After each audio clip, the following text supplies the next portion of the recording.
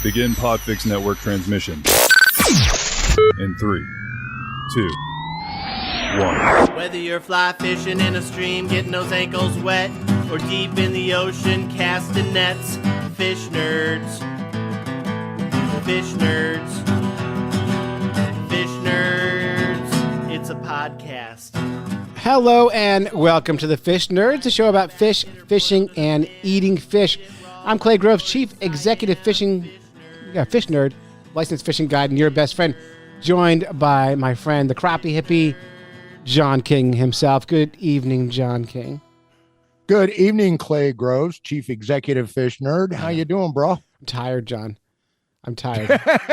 I'll bet, I've got man. teenage daughters, and I am tired. But I've been fishing. I've been fishing a little bit. I had my second guided fishing trip of the year on Sunday. My first failure of the year, and I failed, John, on yellow perch, a fish you can't fail with, and I failed on yellow perch.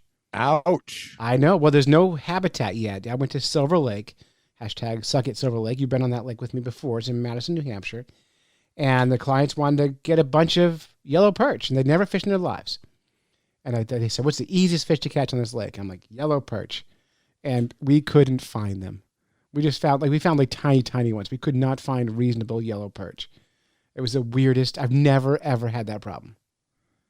That is crazy. I mean, cannot speak to it because yellow perch is it's an anomaly in Kansas. Mm-hmm. There are some people trying them out in ponds because that's the number one most frequently fished body of water in this state.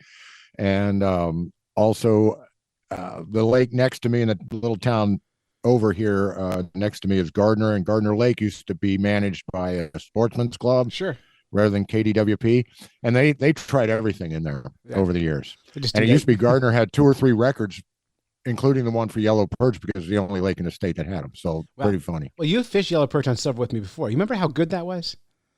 Hey, man, it's in my top 10 most epic times fishing ever. But you know who taught me how to zero in on those things? You know who it was? Who was that? It was Zoe. She was with me. I had her. I had my pinch hitter, and we could not find them. Man. Well, you got to. Here's the problem. I don't know how. I'll tell you the problem. Go for it, man. Is the plants haven't grown yet, so the habitat, the structure is not there. The fish are dispersed. They're spread out. Oh, and scattered out. Yeah. So I was sad. Well, you probably have an overabundance of shoals and rock piles and stuff. So but many. I did notice. I love the weeds there. I love the aquatic plants. They're so different than here. Anyway, I'm thinking of what you could have gone on to instead. Mm-hmm. And I said, well, the second easiest fish to catch in that lake is pickerel, but they need a weed bed too, right? Yeah, we did try for that, but the clients only wanted a 2-hour fishing trip. Oh, and right. so we didn't have the time. And what I should have done, John, is gone fishing for lake trout, because it's season for them. They're eating like crazy right now. They're easy to catch, and they didn't want to troll. They wanted to go catch a bunch of fish. So. Well, that's real life. That's fishing. That's right, man. That's right. We're not here to talk about my failure. We're here to talk about tonight's show. We got a lot going on, and it's like a very Doc Martin heavy show today. Woohoo! We love Doc Martin. She's our number one. Yeah, Chief Science Correspondent Doc Martin. She shared a story with me a month or so ago, a scientific article about bow fishing for carp.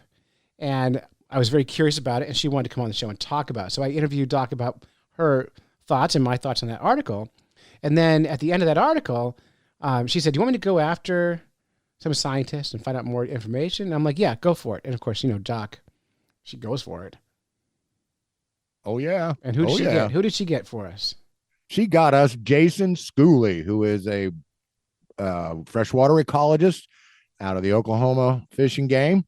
Also happens to be a friend of the Oklahoma pond lady, as an aside there.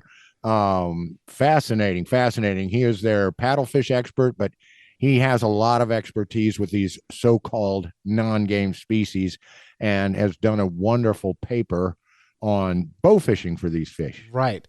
And I had some pretty strong opinions, which we'll talk about after you hear the interview with me and Doc Martin, but before you hear the interview with Jason. And I also want to get John's opinion on bow fishing as well. John, should we wait till your opinion till after people hear the interview with me and Doc Martin, or do you think we should jump in with your opinion first? No. Let's let you and Doc yuck it up, and then you can have some of my opinion, and then we'll listen to Jason. All right. Give his scientific analysis, and then you can have some more of my opinion. I love your opinion. All right. Well, why don't we get right on with it then? First up is me and Doc Martin talking all about the science of bow fishing. Here we go. Settle down. Settle down. Oh boy, we're so lucky. Doc Martin, thanks so much for making time out of your busy professoring schedule and parenting schedule to join us back on the podcast. I'm excited to have you because on Facebook, one of our avid contributors and listeners, David, I don't know how to say his name, Anthony Alonzo Shable, posted an article that happened to be connected with what you're doing over in Kansas, or people you know anyway in Kansas, all about the threat to freshwater fishing, which is bow fishing. And you chimed in that you have a point of view on it, so I thought we'd start with you. Well, I don't know if point of view is I have a point of view on so many things, Clay. I know you do, and that's why we like chimed you. In is because it's actually an aspect of what I do. I don't really talk much about on the podcast, so listeners might not know, but I am the editor for a peer review science journal, which is a labor of love. I was going to say, you don't get paid for that, do you? Is that what that means? So I get paid a little bit, but I actually calculated out like the hours that I work and then the pay that I get, and it's pre-tax pay. Mm-hmm. So then I get the pay, and then I have to pay a bunch back, right? And so it is not a lot, No. but I actually really it's really meticulous. So if we have any people that do editing work out there or build PDFs and proofs, you're probably nodding along with me right now that it is a lot of effort.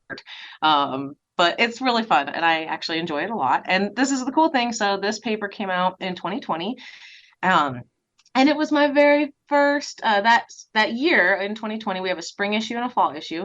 That was my first year as editor. Oh, so you saw this and went, oh, that's me. I can make it, I know something. So at this point in 2020, of course, pandemic and all of that, and I had a little teeny tiny baby at home. And so I was only put in charge of like a couple of the papers for both issues, just so I could figure out how everything went and, contacting peer reviewers and getting all that done. And then since then, I have taken over completely. So I'm the receiving and production editor now, it's fun. I really like it. Well, good. But yeah, they published this. They said, hey, this was came up on some journal, some online. Yeah, it's blog.nature.org. Thank you, the Nature blog, which of course, Nature is a pretty big journal, and that whole area is, like, I would say, a very big deal internationally. But the paper that they cited, they said it came from Transactions of the Kansas Academy of Science, and I'm like, hey, that's me. Does this count as being in Nature? Because I feel like it could. And so then I clicked on the article, of course, and I was like, hey, I know those guys. I actually don't know if I've ever met them in person, but they publish a lot of their work in Transactions. So I've had lots of correspondences with them. And if this is of interest, I could reach out to one or both of the authors of this paper and see if they wanted to come on the show. Well, let me tell you, this is of interest. So it is of interest. Well, I'll tell you how I know, Doc. Because it's my show, and I get to decide. Are you interested? I am interested, and so I get to decide what's of interest to listeners. I'm in charge of whatever other people's happiness is. Clay is the decider. I'm the decider, and I'm decisive. Oh, that's wonderful. So, okay, so this paper is from the fall 2020 issue of Transactions, and it's bow fishing in the United States. History, status, ecological impact, and a need for management. Right, and I'll say I didn't read the article you're reading. I read the article in Nature, so I didn't go to the source like you did. Yeah, they're related. Yeah, and so the general overview is bow fishing exists, and Clay, as the fisherman of the two of us, what is bow fishing? Bow fishing is when you hunt a fish with a bow and arrow, and it's attached as a reel attached to your bow, and you catch the fish, reel them in. And almost all bow fishers I know are hunt and kill anglers, of course, because you're not going to catch and release a fish after you stab it with your arrow. And almost all of them just kill the fish because they think that they are helping the environment. I think they're doing something good. Mostly, though, I think, I'll give you my opinion right up front. I think mostly they bow fish because it's really, really fun to to shoot a bunch of things. I don't think they care much about the environment, but that's my personal approach. That's okay. I only know one bow fisherman, only one. And this person is maybe one of the most delightful people that I know. Of course, I'm very biased because I tend to think most people are very delightful. They are. I'm with you on that. Yeah. There's that.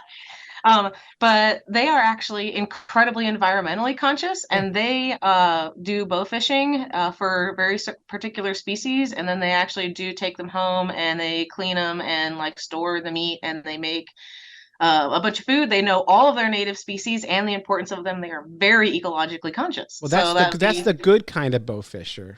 Yeah, we have two different experiences here. I haven't met that person. I believe they exist. I'm glad they do. And that needs to be heard too. I know listeners, some of them are bow fishers, and they're yelling at me right now. So I do want to, maybe I'll back down a little bit. But my experience has been with people who just want to kill stuff. And I get I'm sure those people exist too, but I don't know very many bow fishermen, frankly. I just really don't. I don't know very many either. I read, you read the articles on different fishing Facebook groups, and they're just shooting a bunch of fish, and they're going after like invasive Asian carp. But you do see the occasional hitting garfish, and the gar is the one that makes me the saddest. Oh my gosh, I hate that. And they're hunting these giant trophies, which is like your best breeders, your best, like those are the big ones. And so I get so sad about that. Yeah, I agree on the sadness, but I'm not much of an angler because it just makes me too sad. Anyway, I know. So. I'm saying this. I'm about to go kill a trout and eat it. So it's, am I better? I don't think so. Clay's not better than you, but he will judge you. That's right. But then I will judge myself after. I own some residual guilt. It's okay. But anyway, a big problem with just understanding fisheries and sustainability and population and community dynamics and all of those things that scientists are interested in. One of the aspects, of course, of understanding any of those ecosystems and the fish that reside in there is understanding, are they making the babies? How many babies are they making? Are those babies surviving? What is the fate of the adults? How long do they live? When they die, what's the cause? How many, or how can we quantify each of those little aspects of the fish's life? So that way we get a really good idea of what good policy making means. Mm-hmm. And that's in the perfect world, right? And it turns out it is a hot mess out there. Okay. So we don't have a really good idea very often of exactly what is happening, especially in kind of unregulated, privately owned sections of rivers, lakes, and streams. We can do some surveys on public lands that may or may not correlate to what's happening on private lands. Yeah, it's hard to think of that because, like in New Hampshire, you can't own water. So. Oh yeah, in Kansas you can. Yeah, that's a very big difference. So different rules in different states. It's going to vary from where you are. Yes, and if you're interested in that, by the way, I had a graduate student. He just defended his master's thesis in March, and his whole thesis looks at how private ownership of waters and the attitudes of those landowners can impact scientific research. Oh, that sounds very interesting. It is super interesting, and so we're hoping, it won't be published for probably another year or two because peer review takes forever. But his thesis is done at least, and so it would be available online probably in this summer, and maybe we can have Sean on and he can talk about it. That'd be amazing. It's really interesting. Yeah. But anyway, part of that is we have to understand what fishermen are taking. And so we can do things like creel surveys. Some of our listeners might have been involved in that, where you have some nerd in a button-up collared shirt with a little tag on there say, hey, I'm from U.S. Fish and Wildlife or whatever your local agency is, and we want to know what fish you're taking and how many. And that's really great. And you might be the person that knows exactly what you took and caught and threw back. But human memory is not super great. But also, and all fishermen are liars. Maybe there's that too. It's like, yeah, it's definitely that big. Oh, I should say fisher people or just fishers is what we say now. Anglers. Anglers. I like saying fishers. Fishers. Yeah. Well, that's the cute little mammal, which I also do like. I do like them too. Yeah. Fishers are really cute. Anyway, so there's a whole host of issues with understanding what the dynamics are, what's being taken, what those, what should the management of that system be based on what's being taken, but we don't always know what's being taken. And, some people don't want to talk to us as scientists because of very understandable biases where, they believe that we just sit up here in our ivory tower and judge people. And it turns out, Clay's the guy that does that. It's all me. So. Your fellow angler. Yeah. But, and I get that general mistrust. I experience that a lot on the science side of things, but I can appreciate, I myself am a hater on authority, which is an irony, right? Because I am an authority. So. Right, but you're always fighting something. That's right. But the paper that these guys wrote from the Department of Fish and Wildlife Sciences at the University of Idaho and the Oklahoma Department of Wildlife Conservation in Oklahoma, they wanted to review the history and development of bow fishing, and they provided a case study of a high-profile bow fishing tournament in Oklahoma. And then they basically did a survey. They summarized all of the management of the sport across 50 states. And they're trying to understand what impact bow fishing could have on different kinds of species and the environment. What does that mean for people that are managing things? If you're doing catch and release, I mean, you're kind of not, right? So even a non-catch, if you're still wounding that fish, it's probably going to lead to its eventual mortality. Sometimes, there's bycatch of non-targeted native species, or sometimes maybe those native species are targeted. It depends a little on who's doing the fishing and what the goals are.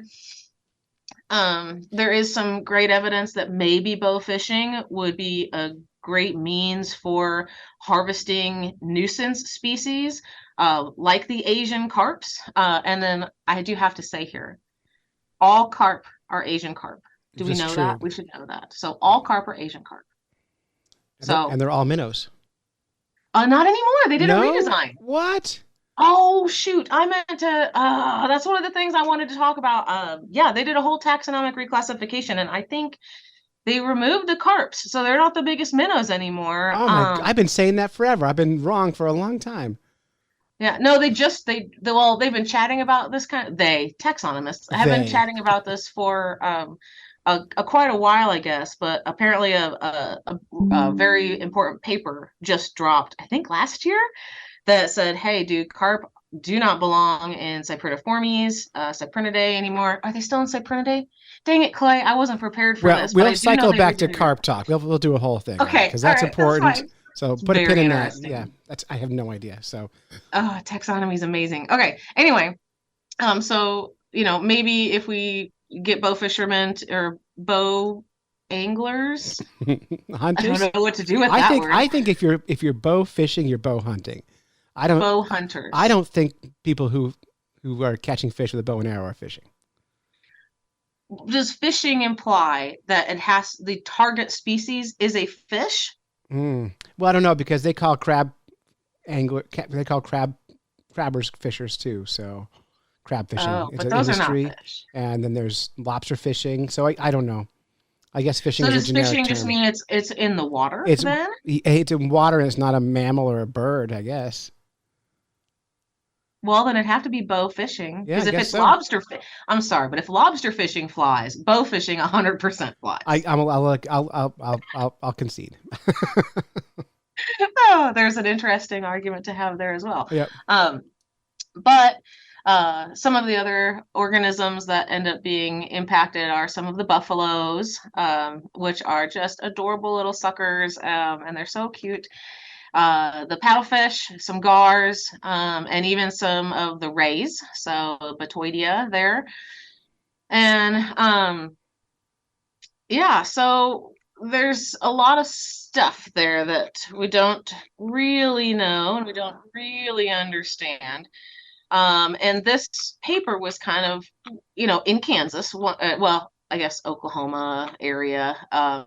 One of the first ones that really tried to get a handle on what these impacts are and how this bow fishery has developed, what are different rules for different kinds of tournaments, and really like what kinds of management implications does this have? Is there anything that needs to be done about it or not? And that's really it. It's mostly like, hey, we don't know. We should probably look into this, and that's what they did. They just had a good long look about what is happening and any implications or knowledge that they could get from all the research that they did, which is pretty cool. Yeah, so they're just at this is like an early study now. There's hopefully more will grow out of this, and they'll get some more data. Almost definitely. Yeah, and some of the big concerns are some of these slow to reproduce fish. Is it buffalo, or is it gar that don't reproduce every single year? It's they do it on occasion. It's one of those fishes. I would think that sounds gar-y to me. Yeah. And the way I understand it is it's just not an annual thing for every kind of fish. And a lot of anglers think, we take a bunch this year, all the ones left are going to spawn next year, and they'll be fine. And well, gar, yeah, but I mean, sorry, some of those fishes, they have different ages of maturity. They don't necessarily. Maybe they don't necessarily spawn every year, but they don't spawn until they reach a certain size. And then, of course, the larger they are, the more eggs they can hold for females, which is really important. So there's a lot of things that go into it's not just the number of things being harvested. It's not like, oh, well, if I leave some there, then the population will be fine. It's definitely not that simple. So well.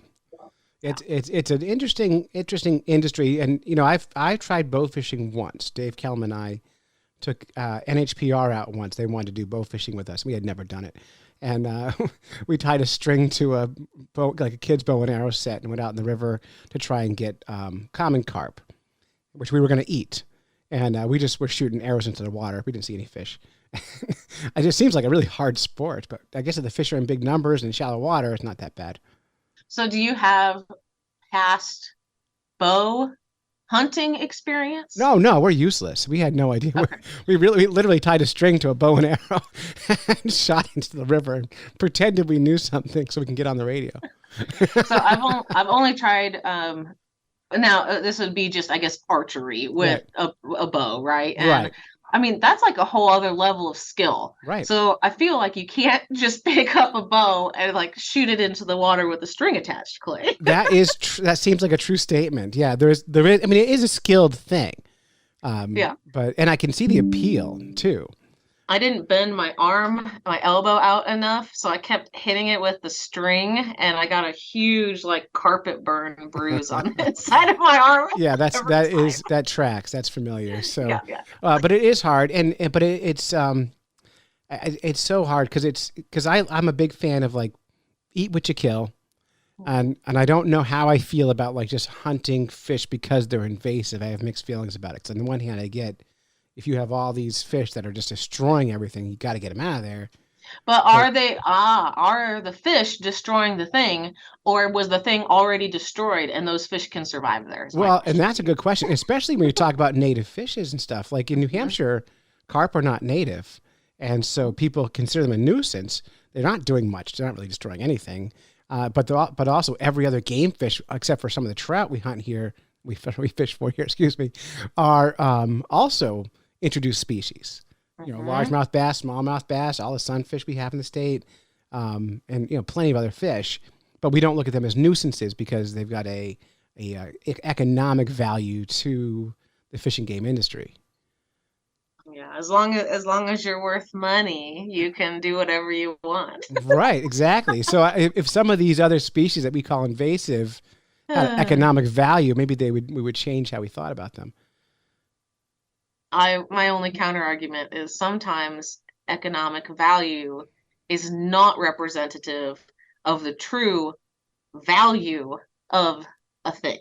Oh, of course, I agree with you on that. I'm just saying, this is how Americans think about things. It's Yeah, oh, really... I know. I'm just maybe saying maybe we could rethink. I would like to rethink that, and base things on data and information, but that's not how. Things, oh, Clay, data! How dare you? That's not how things work. But what was your big takeaway from the article? What did you discover? Well, obviously, a lot I just didn't know. I would say pretty much everything in there was news to me because I am mostly unfamiliar with bow fishing and any of how many fish bow fisher anglers take. And I didn't know that it was so widespread. Like I said, I only know one person that does it. I mean, maybe there's others. I just know of this one person who happens to do it, but it sounds like it's gaining popularity. There's large tournaments. I'm going to be completely honest here. I had no idea that bow fishing tournaments were even a thing. So that, I just learned a lot. Well, my takeaway. Maybe it'd be interesting to get a listener who does bow fishing on the show to talk about their point of view of it. Because I'd love to hear from a bow fisher about what they do, how they do it, why they do it, and get the details instead of just my, flippant point of view of it's not fishing. So, well, hey, if you're listening and you're a bow fisher angler person, then you should talk to Clay. Yeah, if you're yelling at me on the computer right now, let's do it in real life. It'd be fun. No yelling. I'll be there. I'll be on your side, and it'll be me and you versus Clay and all of his judgment. Perfect. I'll. The nice thing about my judgment, though, Doc, is I back down quick. Once I realize either I'm wrong or I hurt someone's feelings, the judgment goes away. Usually both things. So but yeah, it was just really interesting. And so, if you are a bow fisher person, then you already might know some of this stuff. But if you're like me and just had no idea that this was as big as it was, you can go onto the Nature blog and read the non-technical overview, or you can go, there's a free version of this paper that the authors actually did, available online, and you can read the whole scientific article yourself. Yep, and I'll put a link up in the show notes, and in the actual article on the Nature blog, there is a link to that article that you're talking about. So very easy to find, it's easy read, and just worth more discussion. So Doc, let's follow up with was it Miller? Oh, Dennis and Jason, the authors? Yeah, the authors, and see if we can get them on the show. I'd love to get their point of view, and also I'm very curious of how about their methodology and how they went out. I will try. I can tell you, as you might already have imagined, that those guys work for the local fish and wildlife units, and field season is upon us. So they might be busy. Yeah. So it's I think right when kind of that spring hits mid to late March, the summers get pretty intense. So I will go ahead and reach out to them, but for you and the listeners, just know that it might take some time to be able to get folks in a seat inside. Right. In the meantime, if you are a bow fisher, send me an email, clay@fishnerds.com. If you want to come on the show, give me your point of view. Tell me where I'm wrong. Tell me where I'm right. And I'm happy to be wrong. It's fine with me. I'm good at it. Hey, it's okay to be wrong as long as you're not going to be a curmudgeon and, be bitter about it, right? I have lots of other things to be a curmudgeon about besides that. And we're back. So, John, I feel like about bow fishing, I can come full circle on my opinion on what I think about it. Mostly, though, I don't like it. But I can be convinced. Well, I'm here to play the middle ground. I'm a big centrist, man. I like that. All right. For, bow fishing gets a bad rap because there's a lot of jackasses that do it. Like everything. And like you say, they're just out to kill. And then they want to color themselves as some sort of ecological hero for taking out gar because they eat all the bass, or taking out whatever, and it's those bucket biologists that get me down. They think they're doing the right it really thing. Gets me down. Yeah. But hook and line also has its share of these types. So, well, right. I mean, are we better people because we're putting a piece of metal through their face and not through their back? Well, but I'm glad that she has a friend that is, shows that. I've only known a couple bow fishers, and they were all right, square shooting people that had a real concern and a real care for the ecosystem and the species they were pursuing. So let's not let the badniks, because negativity it has too big a footprint as it is right now. Psychologically, we know it hits harder. Sure. And that's why a lot of people do it. Well, And a very, very small minority can make enough noise to make it seem like they're the majority when they're not. that's true. Now, John, as much as I complain about bow fishing, if someone said, "Hey, Clay, you want to go bow fishing?" What would I say? Yes. Yes, and I would go do it. So I very Absolutely. quickly learned that I prefer to fish than not fish, even if it's bow fishing. Well, let me ask you something, Sure. Clay, because I've been listening to this show for quite a while now, and Mhm. really dig it, and see it as an educational tool to help improve the situation, no matter what we're talking about. Have you ever had a spearfisher on this show? I have interviewed Noob Spiro from the spearfishing podcast. Yes, I have, and Yes, I've you also have. spearfished. There you go. Now, my whole thing is you're shooting a spear out of a dealy whopper with a Mhm. CO2 cartridge, Mhm. or you're using a bow. Where's the harm? So, Well, I'll tell you what, I- John. Mostly, what I've seen with bow fishing, and this is probably my bias, is I've seen the big hunt to kill piles and piles of fish. Right. And I don't that makes me uncomfortable, even though I understand the idea of getting rid of invasives. So it's well, when you mentioned you saw that article from David Shabel, and I hope, David, I'm saying that right. If I'm not, I apologize. But that's what that's what makes the news. That Sure. journalism doesn't thrive on, hey, everything's going great and everybody's doing right. because most people do right, therefore it's not noteworthy. Exactly. Right. So we see this picture of all these poor buffalo just dead, piled at this boat ramp, where every single person that uses that boat ramp, that parking lot's got to smell that, look at that. Mhm. It's almost like they dumped it there, saying, "Hey, we've got the biggest PP contest going on here, and look at what we did." But once again, that inflates the idea that there's a whole lot of badniks out there doing this Absolutely, kind of thing. and I have no doubt that I am biased because of that. I am too. 100%. 100% is where my opinion probably got ruined from, is those kind of things. Well, I quit a couple of hunt fish groups here, Facebook groups here, because of these types of people that want to defend things like dumping, doing whatever the hell they want to do. And I, challenge them that whipping your kid with a coat hanger because he steps in front of the episode of Mama's Family that you're trying to watch may be legal, but it's not ethical and it's not right. Well, which episode? Because Mama's Family is really funny. and I don't have any problem with it, but maybe we should get on to Jason Schooley. Yeah.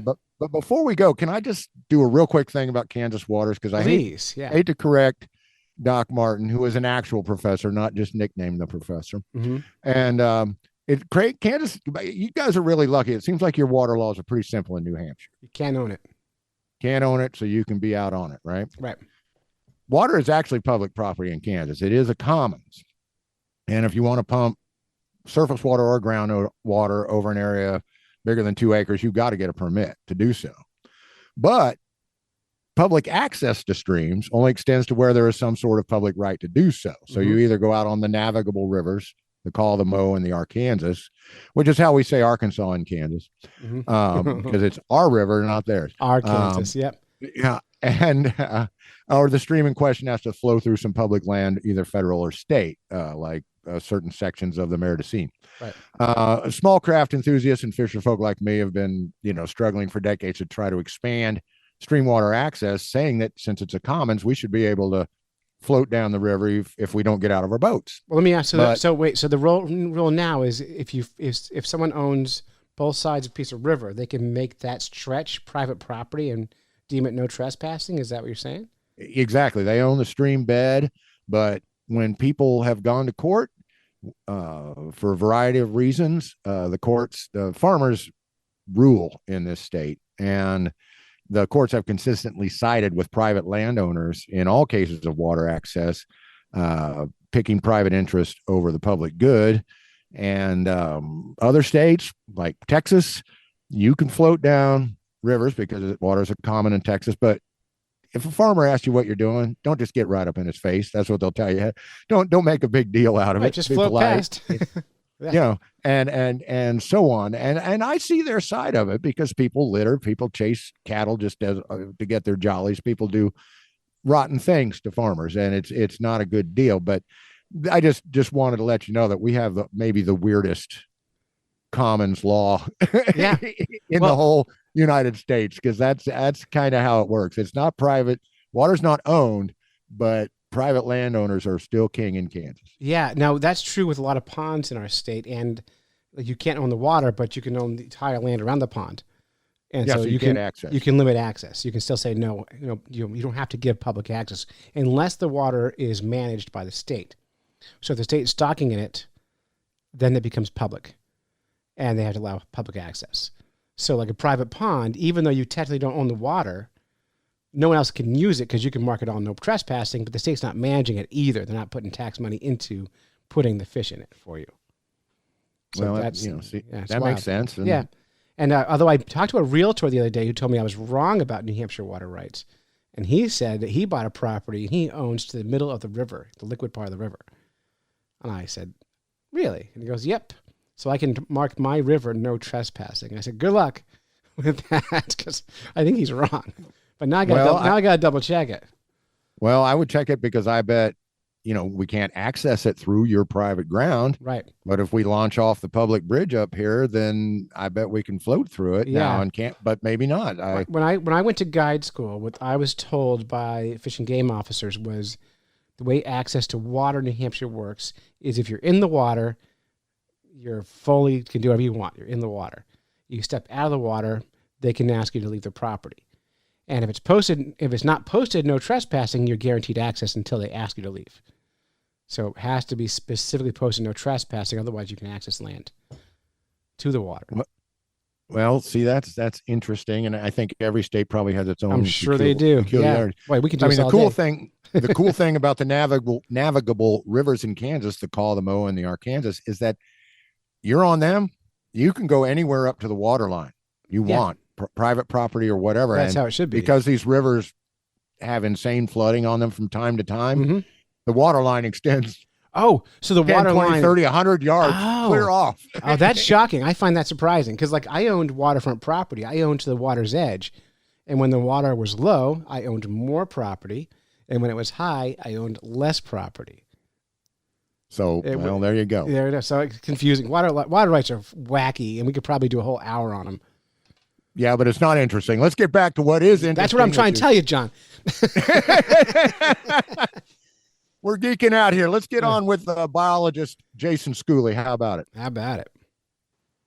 Hey, everybody. So Doc Martin here with an extra special guest today to talk more about bow fishing and hopefully answer all of the burning questions that you want to know about what the scientific understanding is about bow fishing. And so I would like to welcome Jason Schooley to the podcast. Jason, say hello. Hello, everybody. Thanks for having me, Erica.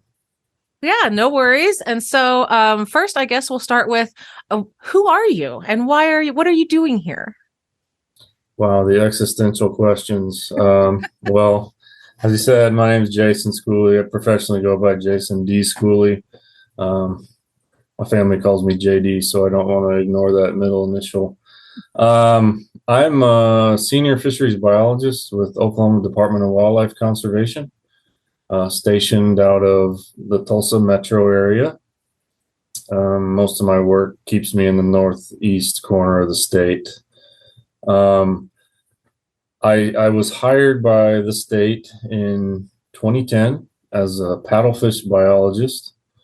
So that's my primary responsibility, is managing paddlefish statewide. And the topic of our conversation today, obviously, is not paddlefish, it's bow fishing. But paddlefish being a non-game species pursued by anglers recreationally, and somewhat long-lived and difficult to manage. So there's a lot of crossover between paddlefish and the other non-game species targeted by bow fishing. So that really kind of was the bridge to my interest in bow fishing. And I'm not the bow fishing biologist for Oklahoma. There's no such thing. But my interest was sparked in it when a major bow fishing tournament came to my hometown, and started kind of looking into the sport, and really sort of discovered that there wasn't a lot of research out there, published research on the sport and its rapid growth. And so my collaborator, Dr. Dennis Skarnecki at University of Idaho, we've done lots of work on paddlefish with, we both kind of got together and said, hey, maybe this is a sort of a field of study that needs a little bit of attention. So we've been kind of using this as I don't want to call it a pet project, but it's not really part of either of our official duties. But fortunately, we've both had the freedom to look at it and spend a lot of time thinking about it, and we've really enjoyed the process of sort of being on, I don't want to really call it the cutting edge of anything, but sort of getting the message out there and watching people react. And I think it's been a good experience for me so far. Great. So this first paper came out in it looks like the fall issue in 2020, so autumn of 2020. Yes. And it's in Transactions of the Kansas Academy of Science, and the title is Bowfishing in the United States: History, Status, Ecological Impact, and a Need for Management. And so you said that a tournament came to your hometown, and you just kind of you're like, what is this? Had you heard of bow fishing before? Or what really sparked you to look further into the culture and maybe effects of bow fishing on the ecosystem? Yeah, I think I can probably relate to most state managers when I say that bow fishing has kind of flown under the radar for a lot of us. And when that big tournament came to the Tulsa, Oklahoma area, it really kind of sparked my interest, but also revealed some things to me that we couldn't just simply write a paper about the tournament and sort of what we thought the impacts of the sport would be. That's why we ended up writing such a giant paper. I think it's 54 pages long. And Yes. Transactions of the Kansas Academy of Science, which you're now the editor, were very gracious to allow us to publish such a giant paper in their journal. It was kind of difficult because we really cover like 7 major topics in the paper. And, most journals don't want to go down that road. We were suggested to actually break it up into 2 or 3 different papers. And we kind of stuck to our guns a little bit and really wanted to put it out sort of as a foundational document on the sport, its history, sort of a need for management, and sort of give a preview of what sort of impacts this sport potentially has on some of these understudied native non-game species like the buffalo fishes, the gars, etc. And so we really kind of wrote it with state managers as the intended audience. We wanted to introduce state managers to this sport, which is happening nationwide, legal in 50 states, but generally very little to none management occurring. Very few regulations on the sport, Oklahoma in particular.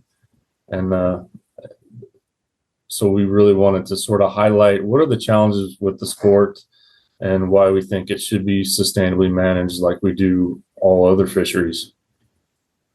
Great. Yeah, this is a beast of a paper that covers so many different topics. I particularly liked your opening where you have several quotes from some very wide variety of sources. So you quote USA Archery, but also Margaret Atwood and Relentless Angling. And really just, this is an overview or an introduction to, ideally, you said like state managers that might not be aware that this is a sport or that there are tournaments happening. What is the purpose of bow fishing? How widespread is it? What could be some of the ecological impacts? That's a lot of information, especially if you're going on the assumption that the person to whom you're writing to doesn't know anything. And so why don't we just assume for a minute, maybe not a crazy assumption, that I also know nothing about bow fishing and its impacts. And so starting just with this paper as an introduction, what are some of the things that in working on this one you discovered that you were like, oh my gosh, people need to know about this? Okay. I really, that's tough to answer because we didn't really know what people knew. And so I think fundamental to the paper was sort of reaching out to all the 50 states, the state agencies that are responsible for managing fish and wildlife, and sort of pick their brains a little bit. That's why this was sort of, like I said, a foundational, let's see what happens sort of paper. We didn't really know how bowfishers were viewed or how managers perceived the sport in all the states. So it was kind of shocking to me to see that, it is legal in all states. Some states regulate fishing in very different ways. For example, in Oklahoma, it's legal unless we tell you it isn't. Whereas the flip side occurs in other states where it's illegal unless we specifically tell you can do it. So it was sort of a surprise to me for a sport that is legal in all 50 states. Also, most states did, report having tournaments happening. So that's an indicator that, the tournament or that bowfishing is, taken seriously by some bowfishers in those states. But very few states actually had bowfishing education programs. And that's really unfortunate. I know that sort of avenue is expanding, and I can't necessarily speak to where we sit in 2023. But I would presume that there are more states with bowfishing education programs than that, whereas there were only 9 that reported having education programs back in 2020. Yeah, because part of this paper, you surveyed all 50 states and their agencies to see what they knew. That's a lot. That's a lot of work. Yeah, well, we have the magic of online surveys now, so we're not having to travel there and talk to them. But yeah, I thought that was an important component, and we had really high cooperation, high reporting rate from the states. I think only 1 or 2 states didn't respond. Other things that were surprising, well, not necessarily surprising, but interesting to see that many states had very common management concerns. And for a lot of this, you could replace the word bowfishing with any other sort of angling type, and you would see similar sort of responses. Most of the state agency concerns related to data inadequacies, which was sort of the reason we put the paper together to begin with. So that was good to see confirmation on things like that. Most states did not have much data on who bowfishers are, where they're practicing the sport, how they're doing it, and what species they're targeting. And I think those are critical data needs to manage any fishery sustainably. A lot of states were also concerned with wanton waste and really more the public perception and sort of ethical aspects of shooting fish and potentially leaving their carcasses. That's a big concern for a lot of state managers. But then really kind of under all this, the important thing is the species themselves being shot. There really wasn't a lot of published knowledge out there on these non-game species. And that has been changing in a positive way. We've seen a lot of non-game research come out of the Alec Lackman lab in particular, up in Minnesota and North Dakota areas. So we're really making great strides on understanding these species and learning about how they do have really high conservation value due to their longevity, potentially intermittent or episodic recruitment. So they're not spawning every year. They live a long time. So how do you manage species like that? You have to do it conservatively. You can't do it with unlimited harvest. And so states are coming on to this now. And this has been a really great conversation with lots of state managers ever since we put this paper out in 2020. Right. And so you've kind of alluded to this, a lot of the target species that the bow fishermen or bow fisher people are targeting would be generally classified as non-game fish. Is that an accurate assessment? Yes, that's accurate. And a lot of that is due to the way states such as Oklahoma kind of regulate different fishing methods. So they generally reserve the game species for only hook and line methods. And we can get into a social discussion on why they're valued more than non-game species, but maybe that's a little more than we need to get into. But bow fishing and snagging and like trot lines or jug lines are often only legal for non-game species. So you can't go out and shoot a bunch of largemouth bass. They're generally reserved for hook and line only. And so when you have a specific list of species in your state statutes that are identified as game species or sport species, depending on your state, everything else by default is the other or the non-game species. And those other fish, you can take them whatever method you want. Hook and line, great. You can also shoot them with a bow and arrow or snag them with a hook or noodle them with your hands. So it really just kind of comes down to what methods are legal for those species. And bow fishing is typically only legal for non-game species. And talking about bow fishing, you have a whole section in this paper on kind of the history of gears and technology. The background there is very impressive, and it's kind of cool to look at some of the old figures and photos that you've included there. And so what have you seen with the technology for bow fishing since you've been doing this research? Since I've been doing the research, I think for the most part, the evolution of bow fishing kind of happened post 2010. We obviously had big strides come in with the development of the compound bow. Historically, only long bows or recurve bows were used for bow fishing. And now with compound bows, obviously it lowered the barriers for people to participate in the sport because you didn't have to be as strong, and you could hold the bow at full draw for longer. So I think that lowered some barriers for participation in the sport and made it a little more fun and exciting. But really, we document in the paper like sort of an explosion in like patent applications for bow fishing equipment, everything from different types of arrowheads to different types of reels, different types of sights. But then, there's a whole ecosystem surrounding that with, development of custom built and modified boats that are intended to be used for bow fishing, and they cost tens of thousands of dollars, airboats that are used specifically for bow fishing.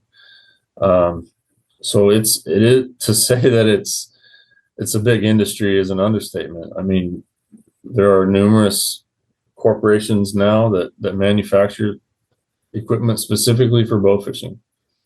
And underlying all that is another challenge of the sport and its management, because there's funding concerns. The Sport Fish Restoration Program provides a lot of funding from excise taxes on fishing equipment and boat sales. But when you have a sport that kind of straddles the line between hunting and fishing, and excise taxes on bows support wildlife, terrestrial research and conservation. And, most of the equipment used in bow fishing is not going back into sport fish restoration funding. And that was actually one of the questions. Clay and I had a discussion about your work and the where it appeared on the Nature blog last week. And we had the question of, is this hunting or fishing? Right? Because, usually fishing, you're thinking of hooks or something that's not involved here. Is it fishing because you are targeting fish? Is that good enough? But here's another avenue of that kind of questioning where you're purchasing, or the people that are bow fishing are purchasing equipment where that money usually goes back into conservation aspects for those species. And in this case, it wouldn't, right? You're missing that whole group where they're using it for something, and then that money's not going towards that something that they're targeting. Yes, and it makes it harder for states to use that sport fish money to study non-game fish targeted by the sport of bow fishing, because the bow fishing funds are not directly going back into the resource management.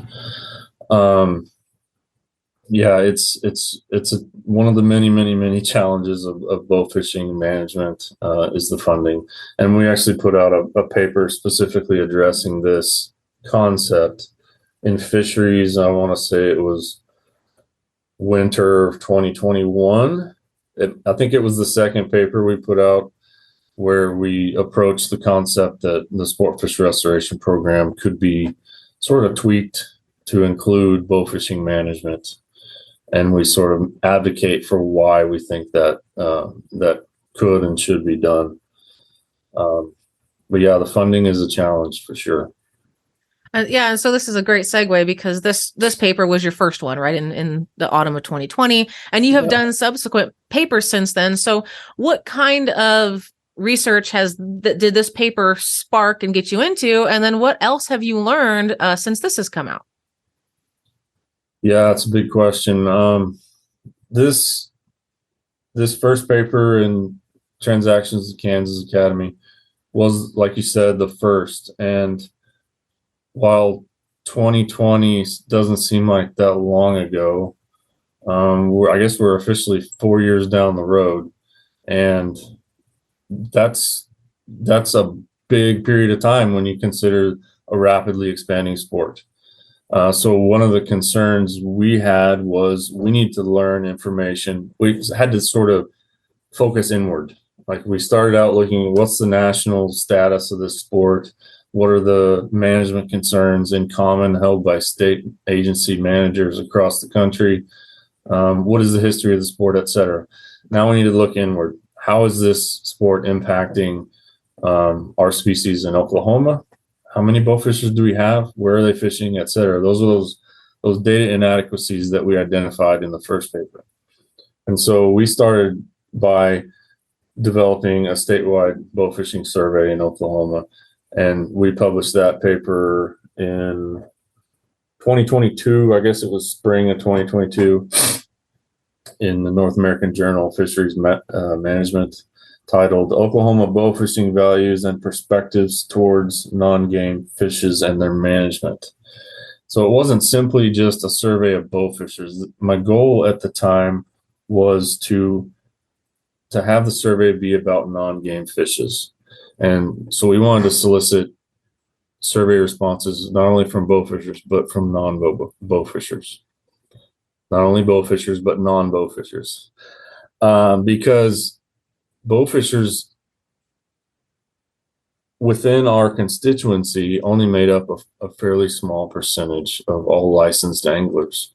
And so while it's important to know and understand and listen to their needs, they still do make up a very small minority of our license holders. So we need to also prioritize the needs and desires of non-bowfishers. So we took that opportunity and surveyed both and asked them lots of questions about what are your thoughts on the appropriate use of non-game fish, disposition or fate of fish after they've been shot or caught. What do you do with fish you catch? So we learned a lot of interesting things, but key among those findings was we were actually able to put a number on how rapidly bowfishing is growing in Oklahoma. So we surveyed all anglers back in 2018, and 4% reported that they bowfished. Now we did this survey again in 2020. That number jumped from 4% to 9.1%. So we saw more than a doubling in the course of 2 years for bowfishing. Now, if that sort of rate of expansion is happening nationwide, then this is really something we need to be looking at as state managers. Not only was the growth rapid, but for all those people who did not participate, who reported that they didn't bowfish, nearly a third of them said they would like to. And so there's great interest in the sport for people that aren't even doing it. So we would expect that to result in continued growth of the sport. I mean, in fact, nearly half of the bowfishers that we surveyed had only been doing it for 3 years or less. So most people doing it now are new to the sport, and people that aren't doing it are interested in doing it. And the barriers they cited for why they hadn't tried it were simply about information. So as this information just continues to grow on social media, YouTube, guide industry, etc., we expect bowfishing to continue expanding in Oklahoma. So other things from that work directly, like I said, we were interested in what people's opinions on non-game fish were. And part of that deals with what do bowfishers do with the fish they shoot. When they shoot a fish, it has some fate. And whether or not the fate of that fish is a beneficial use or if the fish is simply being shot for sport was one of my key questions. Well, 48% of bowfishers reported that they use the fish for fertilizer or they bury them. 32% said they use them for human consumption, and 20% throw them back in the water. So that last 20% is what initiated the next study I'm going to discuss. But the idea of acceptable outcomes for these living, breathing, non-game fish that have long lifespans, and whether or not shooting them has a beneficial use is sort of the through line for this survey paper and sort of what my thought process is when I'm looking at this. So 48% were simply used as fertilizer or burial. And I would encourage other states, if they do this survey, to be very specific in how you ask this question. Because if I shoot 20 fish, I take them home, I dig a hole and throw them in it, is that fertilizer? I don't know. You tell me. Do they think that's fertilizer? Is it fertilizer? So differentiating between simply disposal and a beneficial use that, you know, helps your garden grow, I think that that's an important distinction that we don't fully understand right now. And do you have an idea in your surveys of just when bowfishers are shooting fish, of the fish that don't go back into the water, so they don't ever return to the water, are they staying on or near the site or being transported somewhere else? Do you have an idea of that differentiation? We don't necessarily know that. We have put in some rules regarding disposing of fish carcasses, and we already had some rules regarding that. So we actually initiated a rule change a couple of years ago that you could not dump fish remains within a certain distance from an access point. So we were trying to approach that whole perception, ethical issue, which is not exclusive to bow fishing. I mean, we have white bass anglers who are just capitalizing on the spawning run in the Spring River, and then they would fillet all their fish at the boat ramp and throw all their fish carcasses right next to the ramp. So that's unsightly, and it's unsafe if you've got kids walking around in bare feet. So we're not picking on bowfishers when we make that rule. I mean, just dump your fish remains away from the boat ramp or away from the boat dock. That's a fairly simple thing. But as far as where are they being disposed of, we don't necessarily know. We presume that some are taken home, but we do know that they reported, 1 in 5 reported that they return them to the water. So are they simply dumping them in the shallows, or are they shooting them and releasing them immediately, which is the topic I want to transition to next. Mm-hmm. Shoot and release is, it seems like a crazy concept that you would put an arrow. Do they survive, right? Like put an arrow through a fish and then release it. Mm-hmm. However, it is sort of through legal loophole, a legal practice in Oklahoma and 7 other states. Interesting. So we surveyed all 50 states, and and found that it is legal in 8 states to shoot a fish with a bow and arrow and throw it back in the water. So our last study that we did is about to be published in North American Journal of Fisheries Management, and it specifically looked at shoot and release mortality, which seems like a no-brainer. You would expect high mortality from fish shot with a bow and arrow. Unfortunately, we have a constituency who some of them feel that it's acceptable to shoot fish and then release them, citing that most of them are going to survive because they're not shot in a mortal way. And so we were tasked with investigating this as a precursor to trying to propose that we prohibit shoot and release in Oklahoma. So our study, could you guess what the mortality rate for shot fish was? I mean, like, I want to say 100%, but I'm sure it's not that high. It's got to be high, right? I mean, I just can't imagine. Fish are pretty robust, right? Like they are good at surviving. They're good at swimming. They can take hits. I know that. Mm-hmm. But I mean, arrows, I would think, aren't really designed to be friendly things, right? Like no. That's pretty intense. So I would think the mortality is going to be over 50%. Yeah. Yeah. And you're spot on with that comment about the goal of an arrow is to cause damage and to kill. And we actually approach that from, like a sociological standpoint very briefly in the paper.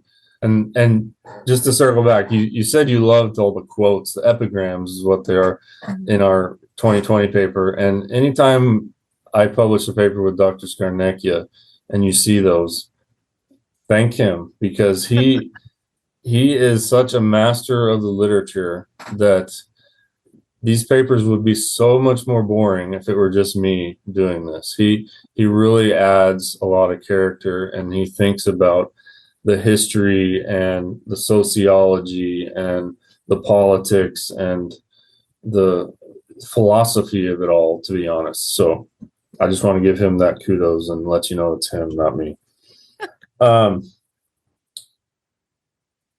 For shot fish, our overall mortality rate was 87%. Woo.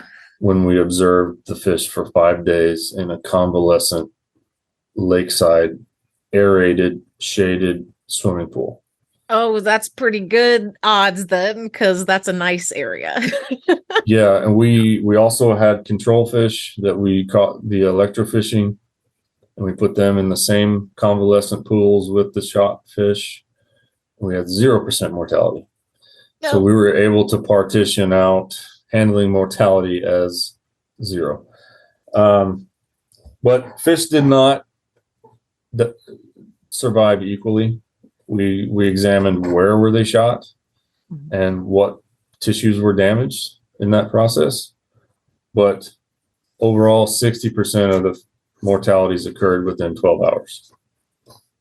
And mortality was still increasing after up to 5 days when we ended the experiment.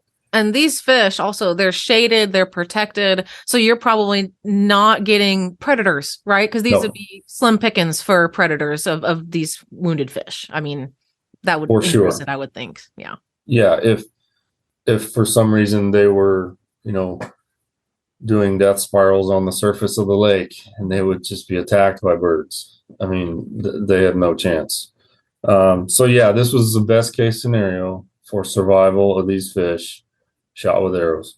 Well, we actually found that most of the fish, 78%, were shot in the head, internal organs, or the spine. Those fish had 96% mortality within 5 days. The fish who were shot in non-mortal ways, which was only 22% of the fish, they still had a 52% mortality rate. So the best case scenario, if a fish is shot in the tail or a fin and held for 5 days in a convalescent environment, it still has a poorer chance of survival than a coin flip. Oh, that's not. And when we compare this to, which we thought it was appropriate to compare, other people disagree, but when we compare this to hook and line catch and release mortality studies, which there are many published studies, one in particular that we cited heavily looked at many different species in many different bodies of water, different states, etc., found very few examples where catch and release mortality was over 60%. Most were under 30%, and 30% was considered high. So is it tenable to manage bow fishing as a shoot and release and or catch and release sport? Our professional opinion in our conclusions is no. It needs to be managed as 100% mortality event sport, where anything shot is kept, and then you transition to the conversation of, are there any bag limits? Should there be? So this was just one important step in that process, and we're getting there. There's just so many different challenges that we can only take on one or two at a time. Yeah, so I understand, like, just the more data that you have and understanding, what species are preferred and what's the outcome of those individuals and how much are being taken and what time is this happening? Are we bow fishing in December or in June? Right. All that stuff matters. Regardless of all of that, you might have some folks that are like, I don't really want you to manage this because I don't think that that's necessary. Now, talking to me, I think management is very important because it's a longevity thing, right? It's so that I can enjoy it and my children's children can enjoy it. That's how I view management. Is it's not a punishment for me. It's to make sure that I understand that if I have this impact on the environment, that's a sustainable impact where I can still do the thing that I enjoy, but also other people in perpetuity can do that thing as well, right? But there's an attitude that's like, management is a hindrance on the fun that I want to have. And I was just wondering, how have you dealt with those kinds of questions or situations where you don't have a lot of information, but you know that management is necessary? What are you going to do about that? I guess you don't have to have an answer because that's a very, abstract question. No, it's an important question, and this has been, I don't want to call it a stumbling block, but sort of a way that has helped me sort of fine tune my thoughts on the concept. Because it is difficult to come to your commission and say, I think we need to change this rule for these ethical reasons. But the rule change process leans heavily on data, scientific data. And if I don't have those data from my state, it's very difficult for me to make that argument. But I've continually tried to lean on the whole idea of the North American model of fish and wildlife conservation, which we have beaten that drum in all of our papers. We've used words like responsible, ethical, sustainable, etc. But none of this is revolutionary. These are standard practices that we're using for nearly all other fish species and all other methods to catch them. We have lots of rules around how many fish of what species you can keep, what methods you can use, when you can use them. Do you need to label your stringer? We have very small, minuscule rules on hook and line anglers, but for the most part, we have none regulating bow fishers. And that Wild West offers a lot of freedom for them. And I understand that if they feel threatened that these regulations are harming their ability to practice the sport successfully, satisfactorily, etc. But we have a responsibility as managers of state resources aquatic resources, wild animals, to do that respectfully, sustainably. And so I honestly, in light of the information we know about these species targeted, which we really kind of only glossed over that, but some of these species easily live 50 to 100 years and they don't reproduce every year. We just don't know enough about them because the funding mechanisms, like we talked about earlier, don't allow it. So is it responsible to allow a growing sport to take them without limit? I don't think so. So those are the challenges that I'm dealing with, and other people in my position are dealing with, is how do we gather enough information to make positive changes a little step at a time, and hopefully eventually we'll find a place where we've got managed, sustainable, well thought out bow fisheries in the same way that we have sustainable and well thought out, seasons for hunting deer. I mean, it's really no different, although these fish live 10 times as long. So it's a little more challenging. And I mean, fish generally are cooler than deer. No offense to the hunters out there. Sure. Yeah. Jason, we are out of time. We talked for a little bit longer than I had anticipated. This has been absolutely great. Is Sure. there any final thoughts or maybe concerns or tidbits of information that you want to share before we go? Put me on the spot now, but yeah, I think I'm going to keep trying to talk to managers, fisheries managers, biologists, technicians, etc., and try to get them curious about these sorts of things as well. We're not going away. We're going to continue just to do as much research as we can, try to advocate for non-game fish species, try to mobilize funding, get people looking at these species and finding ways to manage them sustainably. And of course, bow fishing is one aspect of that. So I just really encourage state managers to ask the hard questions, to survey their constituents, and to do a better job of understanding the challenges with this sport and whether or not it's impacting our native non-game fish resources. Awesome. Great. If our listeners want to know more, you mentioned some of the articles that are coming out, so they can go and look those up. Is there any website or social media that they can look for to hear about what you have going on? Yeah, you can access all of our work on this topic and all my paddlefish stuff by just going to ResearchGate, and you can search for my name.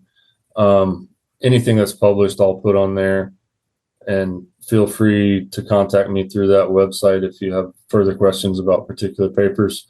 But also, you can find me. I am on Twitter, Dirty Dog 650. All right. That's random, but my Twitter account is not an official representative of the Department of Wildlife, so you'll see things about dirt bikes and my kid. But I'm willing to talk fishery stuff on there all the time, and look forward to any interest or inquiries as a result of this podcast. Awesome. Great. Well, thank you so much for your time today, and we'll look forward to bow fishing updates in the future as more information comes out. Sounds great. Thank you, Erica. You ready, John? I am. I got to confess, I haven't listened to this interview yet. I've been so busy, I've not had time to sit down and dig in on it. So you're going to have to lead this conversation about what you thought of it. Well, I've listened to it 3 times. I can do it. You're a better podcaster than I am. 3, 2, 1. All right, man. How cool is it that Doc gets this stuff done for us? She's been with us for, as I think, like 20 episodes in. She joined the Fish Nerds podcast and still at it. It's amazing. It's amazing. She's an absolute joy. Before she was Doc Martin, she was doing some pretty rough fish drawings on Twitter, and then we found her there, and we thought, this is our person, this is our nerd, and now she's Doc Isn't it Martin. amazing? Yeah, you can smell your people. It's amazing how you just we're all just kind of like moths to the light when it comes to fish nerds, and she was the first one, and I just adore her, and her content is always great. And she's really sounding full of vim and vigor here. She must be super excited that school's out and she can, flex her wings a little bit and do a few things. Yeah, well, hang Doc out Martin with her kids. is very interesting and smart, and she's also a picks fight, so she's got a lot of vigor in her. So she's terrific. I love it.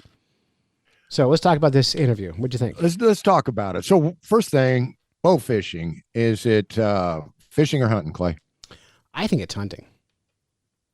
I think it is technically hunting too. It's a lethal interaction, and therefore it needs to embrace the hunting ethic. But it does indeed straddle both worlds, and you kind of need to examine it through, a dual lens. Well, you're right. I mean, the other things we call fishing aren't fishing also. Like when you go crabbing, you're not fishing, you are trapping. Right. Because but crab people who go crabbing for a living, we call them crab fishers. They're going fishing for crab. So yeah. And there you go. But the thing about, crab fishing, lobsters, this kind of thing is you got your little measuring deal. And so if that crab isn't up to what it needs to be in terms of the law, let them go. You can throw it back, right? I'm thinking about more like things like gigging and spearing. Oh, yeah. And these things that are spear fishing, these are lethal methods.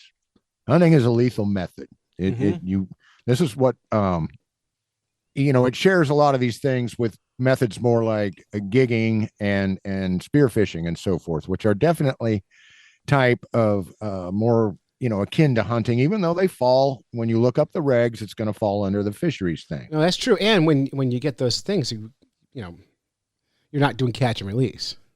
Exactly. I think when it's a lethal thing, we've got to look at it more from, like I say, embrace a hunter's ethic as far as wanting waste, not taking things that we don't need to take. We cannot, just say, oh, it's like catching fish and catch as many as you want and this kind of thing, because there's no option of release. I mean, people ask me why I quit hunting, and I say, well, I'm just getting old and kind of lazy, and I don't want to be stuck with cleaning something if I don't want to. I mean, the first time I tried to release a pheasant after I shot it, it didn't work. No, it flies like a rock. Yeah, I threw it in the air like a half dozen times. It would not, I had to take it home, clean it, and eat it. But seriously, so we need to look through this dual lens. It's dealing with fisheries, and the fisheries department, going to handle it, but it is a lethal way to do it. Now, my answer to Jason's, predicament about, is it hunting, is it fishing, is it this, is it that, is that all these fish should be considered game fish. This classification would help him with the funding issues, and it would raise these animals to a new level of recognition and respect that's going to allow the closer regulatory oversight. Well, it'll give them economic value, and that increases people's caring about them.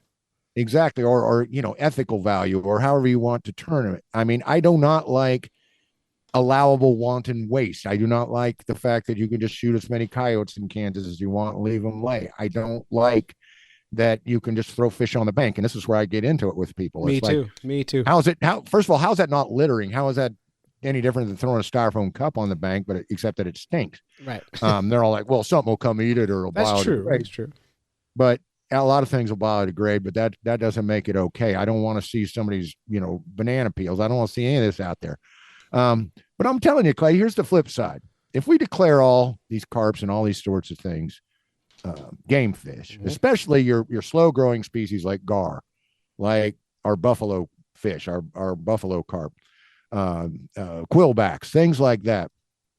The flip side for me was that if you're going to do that, then you ought to let people bow fish for all the game fish. Why not? Or at least most of them. Well, if it's illegal, so if there's a size that's legal to keep, why limit methods? I don't feel good about fly fishing only rivers.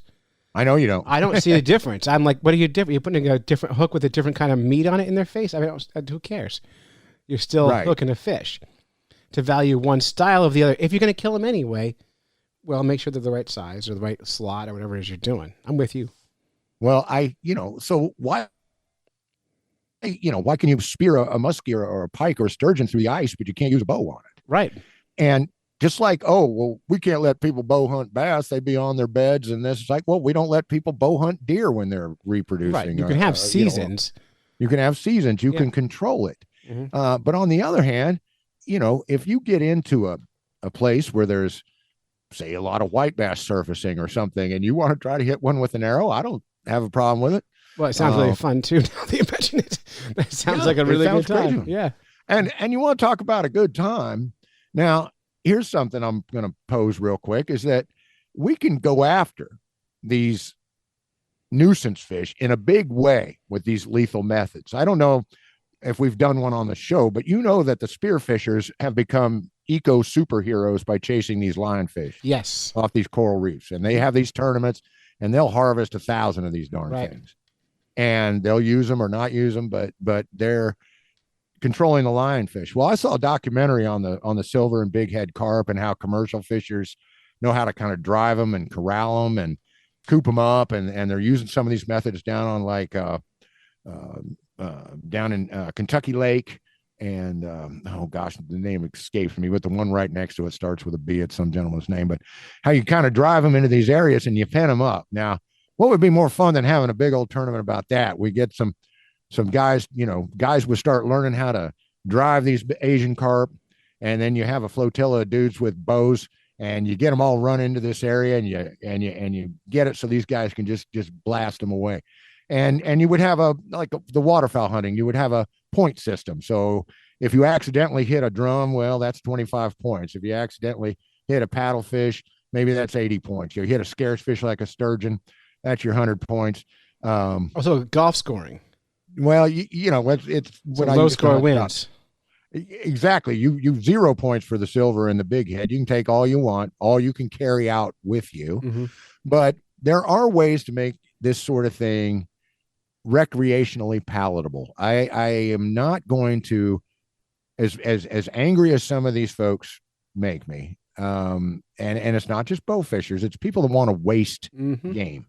I don't care whether you're hunting or fishing, that gets under my skin. So, because I'm with you. I it's cool. I know the thrill. I used to hunt. I know the thrill of lethal harvest, and it's fine as long as we're sporting, as long as we're ethical, as long as we play by the rules.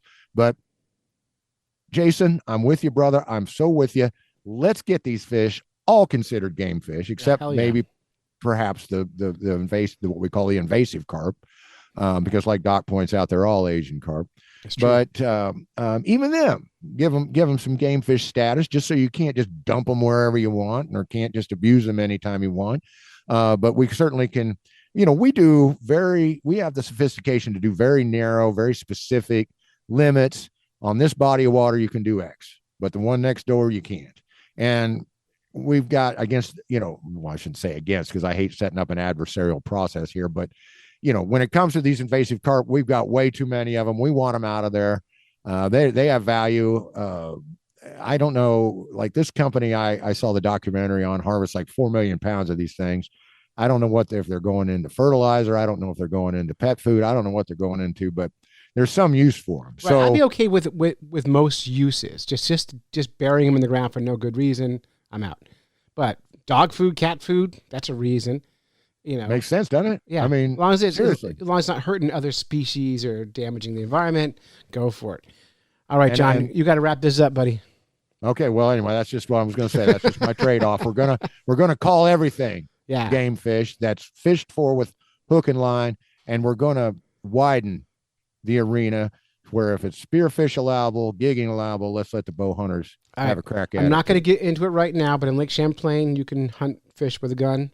We know that one. And, don't take me back to the musky thing. We can fly back there again someday. I still want to meet someone who's done it. I have not found that person yet, so we'll fly back there. I'll give a look around too. Interesting. We'll do it. All right, let's get on out of here, brother. All right. Hey, John, thank you. Yes, sir. Thank you for being part of this podcast. I appreciate you, and I always make it. You make me do it, and I appreciate you. So thank you so much for keeping me going. So you've listened to a bunch of fish nerds when you should have been fishing. Big thanks to Doc Martin, who did the heavy lifting on today's show. We appreciate you. Thanks to Jason Schooley for schooling us about bow fishing. John King, thank you. And big thanks to also Wally Pleasant for our theme for this week's show. Okay, bring us out of here, John. Oh, and thank you to Diana's Bath Salts, and thank you to... No news today, so Diana's Bath Salts is not being thanked. They can screw. Well, I still like them. They can screw. Okay. Well, thanks to Clay's kids, because he's going to be late getting someone from karate practice. That's right. And for putting up with this craziness. All righty. So until next time, John, say it. Until next time, you listen to a couple of fish nerds when you should have been fishing. Did we already do that? Follow the code of the fish nerds. That's where we're at. All right. All right. Until next time, follow the code of the fish nerds. Spawn early and often. Never trust a free lunch with strings attached. And swim against the current every chance you get. You did it, John. You made a podcast. Whether you're fly fishing in the stream, getting those ankles wet, or deep in the ocean casting nets, fish nerds. Okay, nerds. You want some bonus content? This is secret, my kids call them aftershocks. I think they're called post-credit scenes. This is a post-credit fish nerds scene. Many of you know I work full-time as a disc jockey. I work on Conway, New Hampshire, on a station called Magic 104, 104.5 FM. If you want to check it out, I'm live every single morning at 6 a.m. And it's top 40, so if that's not your style, that's cool. And I do fun bits and have a good time on here. You can stream it on our website, conwaymagic.com, or go to TuneIn Radio or any various radio apps and stream it there. But the other day on the radio, my boss, Lucia, put together a chocolate challenge. I love food challenges, and we used to do a bunch in the fish nerds. We'll cycle back to them until we used to do a lot of tin fish challenge, stuff like that. We'll cycle back to it. There are fish in this challenge, so I thought maybe it's appropriate to give you a sneak peek or behind-the-scenes look at what I do in my day job. So here we go, and enjoy it. If you like it, tell someone about it. Thanks for listening. It's 8:01 on the Magic Morning Show, and I think it's my lucky day. My boss, Lucia's in the house. Lucia, how's it going? Wonderful. Good. Make sure you talk right into that mic there. All right, Lucia doesn't get on mic very often. In fact, I've never seen you live on the radio before. No. And you've been here like 42 years? 150 years, something like that. Yeah. Yeah, so tell me, what are we doing today? Well, last Friday, when you did the chocolate-covered pickle challenge. Delicious, by the way. Sounds good. You left a chocolate-covered pickle on my desk all day. Well, you're supposed to have tasted it. And I looked at it, and all I could think about all day long was how every time you do one of these challenges, you know what you're biting into. Mm-hmm. You've made it, and you are completely in the know. Right. And so I'm thinking to myself, it would be so much more fun if you had absolutely no idea what you were biting into. That's true. And so I started making my evil list of things that you could bite into. Right. And then covered them in chocolate. Perfect. You told me I have to have some special guests in, so we invited Josh Snell and Dave Smullen. Way more fun with more people. Misery loves company. Yes, indeed. Yes. Yeah.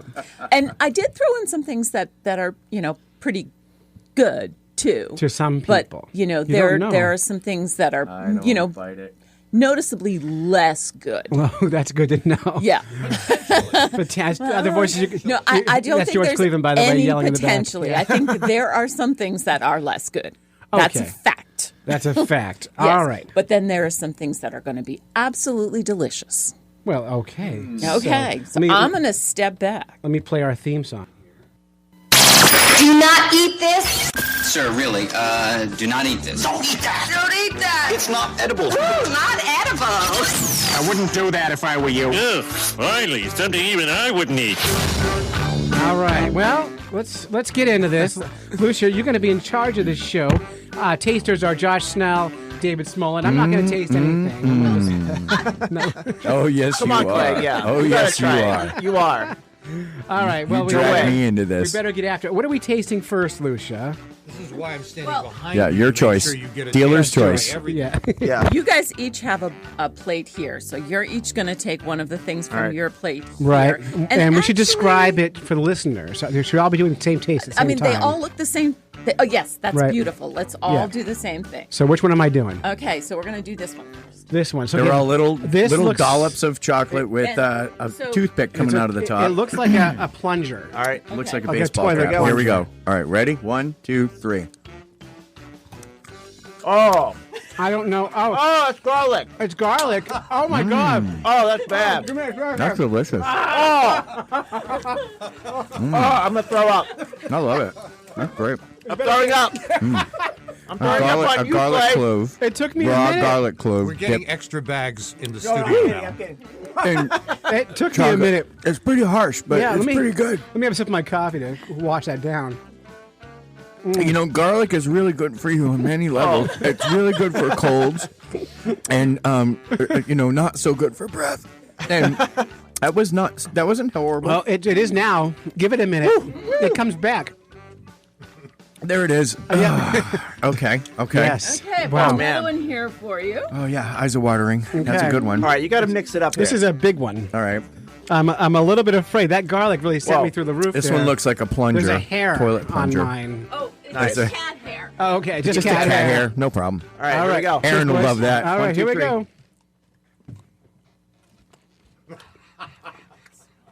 Oh, that is Is it gross. a grape? What the hell is that? I don't know, but it's not. It's disgusting. No, thank you. I don't know what it is. Oh, I think I'm still broken from the garlic. Garlic was probably a good one to start I with can't because everything swallow else it is. though. It's not my body's what rejecting. is that, Lucia? Well, It tastes like a. Yeah, I can't guess it. Oh, that one is mushroom. oh, mushroom. Mushroom. All right. There it is. All right. I was gonna bring in some of those Microdosing today at too. the radio station. I love it. That was a mushroom.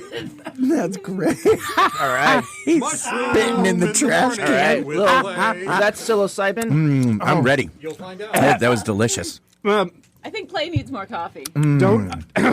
Okay, I recommend you All for right, come listeners. on. We need something good, though. Come Don't on. do mushrooms in chocolate. Oh, my God. I completely disagree. Oh, it hurts my eyes. It's making me cry. Okay. I'm going to throw up. Oh, this one looks beautiful. This one, it looks the same as the last one. I know they all Oh, this look is the going to be same, so don't good. they? Oh, man. All right, fellas. My neck hurts. I'm so uncomfortable. Yeah. That is great news. I'm getting dizzy. All right, here we go. Here All we right. go. All right. Well, squishy. That was grape. Is that a grape or apple? Great. You guys are good. I got it. I All got right. it. Grape. That's okay. That's That better. one was delicious. That's a nice little Pops in your mouth. little palate cleanser right Oh, there. I got coffee. I'm good. Clay, I love it when things pop in my mouth.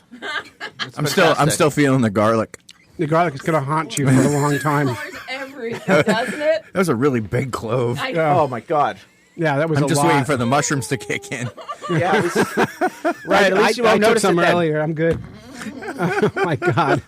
Lucia, you used to be my favorite person. Yeah. You're still ranking in the top 20, but All right. you've fallen. I'm following All right. more every bite. Yeah. All right. I'm not so sure. I'm complaining to your mom, Lucia. I was really That's it. excited about this when That's it. you asked me, and now it's kind of. You did see how many of these. There's there are so to eat. many. Oh, God. All right, here we go. Here we go. 1, 2, 3. A marshmallow? Coconut? Coconut. Oh, No. that's okay. Peanut butter? Oh. Oh, that's good. I don't know what it That's is. good. Those are cookie dough bites. Cookie dough. Oh, cookie dough. Yeah. There it Cookie is. dough. And- Okay. And they're safe to Nice. eat uncooked. So, yes. Oh, good. So Oh, I no, used to not buy two. salmonella That's bites. Right. No salmonella. No, I used to buy tubes of that cookie dough when we were skateboarding around town and just sit there on the park bench and eat it. That was Yeah. the non-safe one. That's the non-safe cookie dough. Well, what This doesn't stuff kill is- you makes you stronger. There you go. Little salmonella is no big deal. Keep that attitude. Yeah. Yes, indeed. Oh, God. I'm having regrets about this, Lucia. Yeah, I have to make I more am. radio I am after. instantly, I know you do. instantly having regret. Okay. All right. Oh God. All right, here we It's like- go. All right. Cheers. Cheers. Tastes like a slug. That tastes like a sock. That's fish. It's dry in my mouth. Is that fish? Yes. That's fish. That's what I was going to do to Clay. That was too much. That's a bridge too far, Lucia.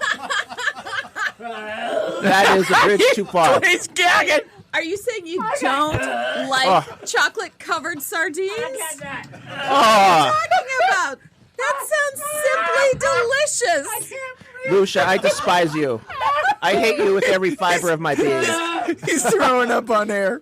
I don't know. Maybe you want to take a little break here. Just saying. Commercial. Oh, that's true. We have been eating the whole thing. That's you could true. take just bite. Oh, that's yeah. And it's 8:12 on Magic 104. We're back, and we're doing the Taster's Choice Challenge with Lucia. She's taken a bunch of things, covered them in chocolate, and so far it's been a nightmare. A nightmare, Lucia. It's a nightmare. How many more are left? I'm crying. I think there's like, I don't know, 500 or 600 more All right. dishes. Thank you. With me tasting it are David Smolin. Hi, David. Good morning. And Josh Snell. Good morning. Yep. Earlier, Josh said, could someone please fart so the room will smell better? All right, I'm going to play the theme music one more time. We'll get back into this thing. Here we go. Oh, good Lord. What the hell are we doing? Where's my button? Do not eat this. Sir, really, do not eat this. Don't eat that. Don't eat that. It's not edible. Ooh, not edible. I wouldn't do that if I were you. Ugh, finally, something even I wouldn't eat. All right, let's keep going. Oh, God. I hate this game. Yeah. Like, That's exactly what I wanted. the room smells like garlic, mushrooms, and vomit. Yeah. With a side of sardines. Yeah. Oh my God. Now, That's a this bad idea. one- I'm afraid. This one I'm thinking maybe you could guess if I gave you a teeny hint and said I picked this one specifically for you. You picked something in season right now. No. I mean, I chose. Oh. No, picked? Are you kidding me? Well, No. I thought the fish was just for me. Chose this just for you. Okay. Your room is going to smell like this. Is there a smaller one? No, they're all huge. Good You Lord. don't have to eat the whole thing. Take These a bite. look like cat turds. I'm eating So the whole thing. no guesses. All right. Here we go. You did it wrong, Dave. You're supposed to eat the whole thing. No, I don't. What is it? It's not horrible, is it? It's juicy and wet. It's green. It's green. I don't know what it is. I don't know. You know, when you saw the color of your face, oh my goodness. I don't. Fiddleheads? Is that It's fiddleheads. I don't like it. Great job. I hate fiddleheads. Oh my God. Disgusting. Couldn't you find smaller fiddleheads? It wasn't so bad. I like that fiddlehead. Well, That was all right. I was trying to make them the same shape as the others, so that was actually two fiddleheads Yeah, I could tell. stacked one on Why top were they of so another. wet? You're really Oh. messing I with us. cooked them. Oh, okay. David. I didn't want to poison I you. cheated. I want to point out that David is starting to cheat and take Yes. little bites. I thought that was allowed. No, All right. we're eating the whole thing. We go big or go home, David Small. All right. I Go don't to know work. what this one is, so good luck, guys. Oh, God. Jump in Jehoshaphat's. All right. I'm really F not it. feeling great. This better be good. That looks like a cherry tomato. All right. All right, here we go. All right. Here we 1, go. 2, 3. Cheers, boys. Muzzle tough. Oh, that's okay. Tomato. Sweet. Tart. That's okay. Kumquat. That's what she said. Can you say that on the radio? You can't say that. What? What is it? Circle back to the grapes. It's a grape. I was going to say, that was yummy. Yeah. Well, no wonder I didn't know what it was. Oh, it's good. Yeah. Okay. Kind of Almost- starts canceling out the... Well, you start feeling this sense of dread go away when something tastes okay. or when God. it does, you're like, you are dreadful even more. You're like, Maybe. oh, boy. Oh. right. Any guesses? I do. An olive? This is Well, what please I don't was... be an olive. This is what I was I planning love on. olives. Is it a chocolate-covered hot dog? Ooh. All right. That sounds Here we delicious. go. I'm afraid to get it on my I don't know what it tongue. is. I can't tell. It's like powdery. Oh, it's gross, though. It's not good. Not good. It's terrible. Vienna sausages. I was so close! Very close. A flaccid mini wiener. It's kind of like cat food ovals. Because you're not supposed to eat hot dogs uncooked. They So are I hot went dogs. with Are something hot dogs that are you- cooked. You're still Right. not supposed to eat them. Of course you until can. you cook them. I thought they were... It's the same as You can bologna, eat isn't them. it? I eat them raw all the time. You can eat a hot dog raw. Yeah. Are we done, Lucia? Kyle loves hot dogs. I'm One of the guys that works for me. I'm starting to get the he eats raw hot shakes. dogs all the time. Yeah, you can totally do Okay. that. That's fine. We can make this one. We got to make this a lot. We're out of time. Okay. Yeah, we're out of time. We can make Yeah. this the last one. We're, this is- Okay. I got to go throw up. got important barfing to get to. Oh, yes. Okay. Okay. Oh, hey, Lucia, can you put these all on the I counter don't today so when know visitors come, they just take what- one? Oh, and- my Oh, God. yeah. That Yeah. is a great idea. Yeah. So this is very circular. It looks like a, Cheers. a short roll. Cheers. Cheers. Cheers. Oh, God. Here we go. Like I'm having fear, like genuine afraid. You're stalling so they taste it first. True. Here we go. Oh, that's gross. It's rubbery. Oh, it is rubbery. Is it? What is it? Look, Bad. I don't like it. it makes me unhappy. I don't like this one. It's making my soul Is it a bleed. scallop or something? So you guys don't like chocolate covered prunes? Oh, I hate prunes. I mean, That's gross. I haven't pooped yet today. I'll keep eating that one. Thank God. Make it more. Lucia, never do this to me again. I do this every day. Truly magic moment. Well, I know, and if you ever see these up on the counter now, and they might be like strawberries or whatever, you're going to be like, nope. Well, so Big Dave is visiting in the other studio this morning. Go put these out on the counter and just leave them. Don't tell them what they are. Just say, hey, help yourself. That's fantastic idea. Yeah. Mm-hmm. So that'll be fun. Yes. You can give them away. All right. Well, Lucia, thank you for that kind of. It was absolutely my pleasure. That was awesome. I loved it. Josh Snell. I loved Good to see you, Lucia. The mushroom wasn't bad. Oh my God. What was your favorite? The favorite was grape. The sardines. That was the best. The sardines ruined me. That's the only one I had to spit out. I totally thought you guys were going to think the cookie dough was the best. Oh, yeah. I can't remember what tasted good. Coconut. I like the chocolate hot dog. We are broken men. Yeah.